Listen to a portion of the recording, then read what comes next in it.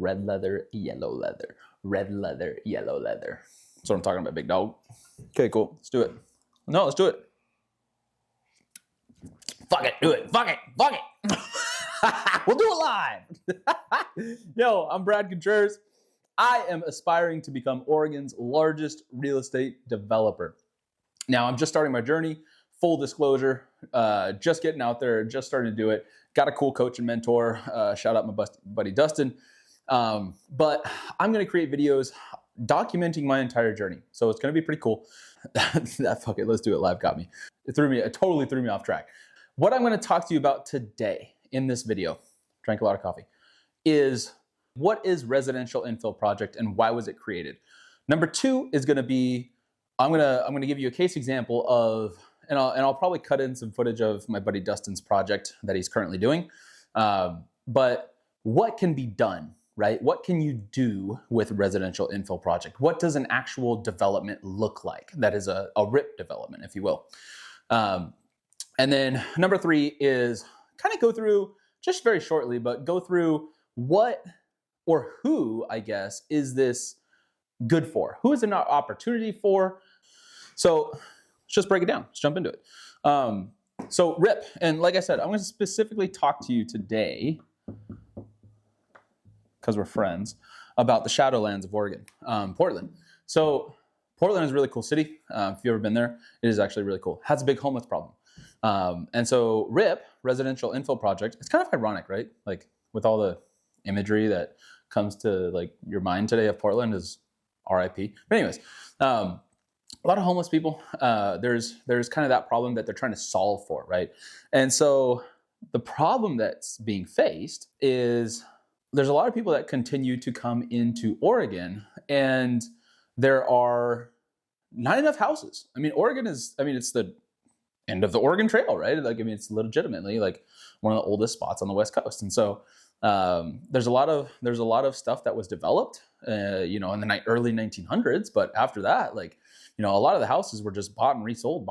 And so they're trying to keep up. Developers are trying to build houses. They're trying to put in subdivisions and expand and, grow and all these things, but they can't keep up with how many people they need to house, that need to be housed inside of the state.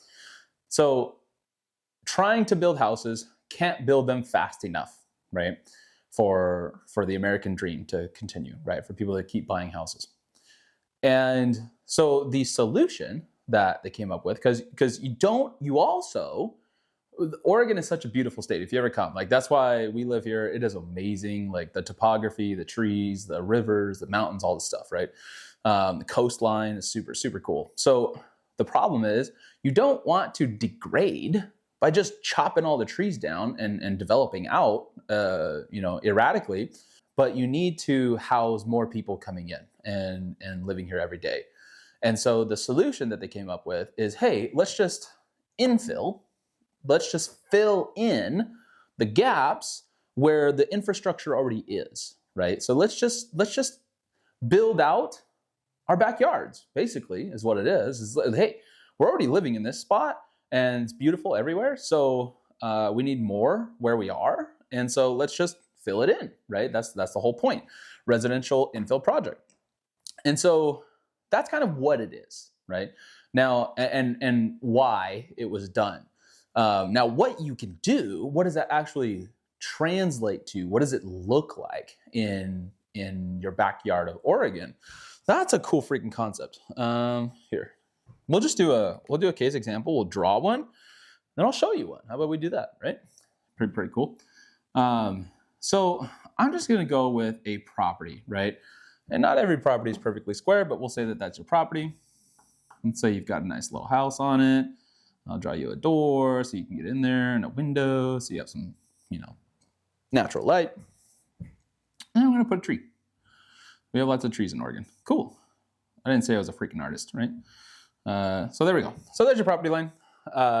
This is your big backyard, right? So you have a really cool house, really cool neighborhood. And let's just put it like this. Let's say that it's a fixture house. There's a little crack. It's leaning. The roof is cracked, whatever. I don't know how you crack a roof. But as far as it goes with this house is old. You know, it needs to, you know, it's got a huge backyard, and you want to do a RIP project on it, right? So what is the potential? I'm going to pause and add a full caveat because I am still learning this. This is brand new information to me. And there's going to be zoning codes. There's going to be, you know, like floor area ratios. There's going to be all kinds of stuff that I'll go over in other videos. But this is the core of it. This is a general overview of, hey, Brad, what can you do what's the potential, I guess, for a property, a case example. So for this house, let's say that it's big enough, and let's just say that I'm going to build a unit like this, and I'll tell you why they're built like this in a second. But let's say that this is a street, right? So this is a street here, and then this is, let's say that there's some, like, you know, raggedy alley. You know, there's an alley there, and then this one, maybe it sits on a corner, right? Maybe this is, there's another street, right? So this house sits on a big lot. It's got a street, and a little alley. Kind of a perfect little scenario, right? But what the cool part about this is that you could do a ton of things with this property. So because of this alley, I could create a house that has its own driveway to the alley. I could create a house that has its own driveway to the street. And then this house continues. Let's just say that, you know, I don't know. I didn't even talk about it having like a garage or anything. But let's just say that it has an attached garage, right? So, and maybe the driveway is right here, right now. I don't know. Maybe the driveway comes to the back or something. Who cares? As far as the ability to develop it, you can build 2 detached units. So I should talk about that. So the first thing is you're going to have an ADU in Portland. There's already exists very heavily. Then you're going to have a DADU. And the difference between those is that you're going to have an attached, right? So an attached accessory dwelling unit. They don't do AADU, but then detached accessory dwelling unit. And all that means that it is a self-contained living space. It's going to have a kitchen, bathroom, you know, bedroom, living space, everything. So it's going to be its own thing. You can build a house back here. So this is, let's just say, I'm going to put a little roof on it so you feel like it's a house. But this is an actual house that you have built in the backyard, and you've built 2 of them in the backyard.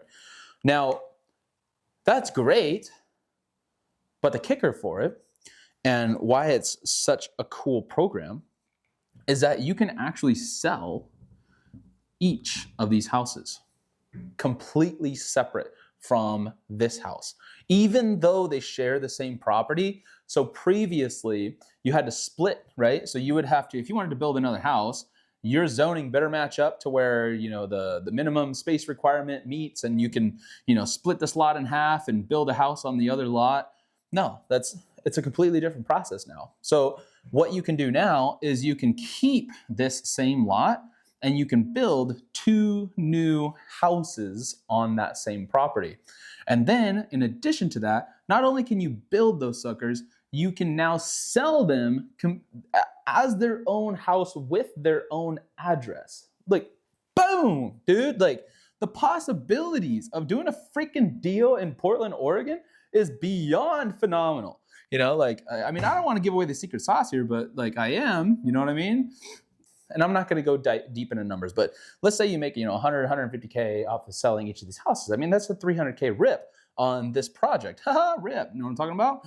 So you can build these 2 units, sell them off, and keep the original house. Now, whoever keeps, you can sell the original house if you want. Doesn't matter. But whoever keeps the original house, whoever owns this actual property, because mind you, these 2 houses still sit on this property, still belong to that property. Now, the way that that works is Portland takes this whole package, this whole property, and creates a condo out of it.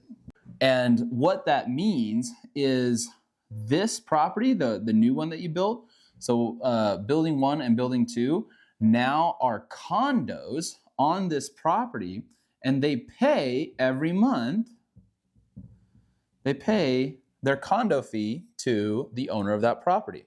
They have to become condos because you did not split property lines. You did not actually subdivide or anything like that. The property lines, these still live on this main property now, but they are in all essence like their own meters.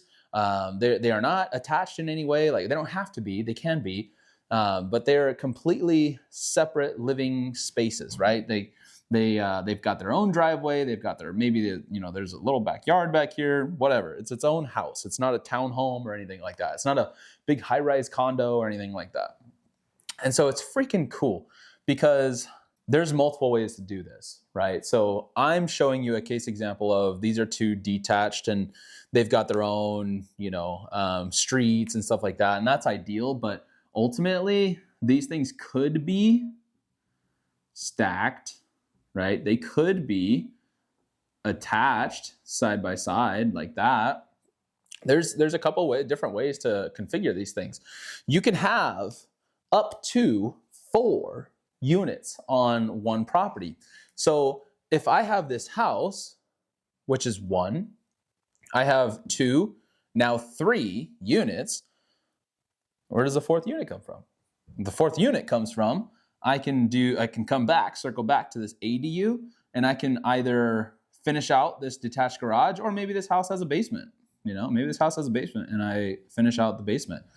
If not, and it makes sense, my buddy Dustin even lifted a house one time, and excavated to throw a basement under there because it made sense in the deal.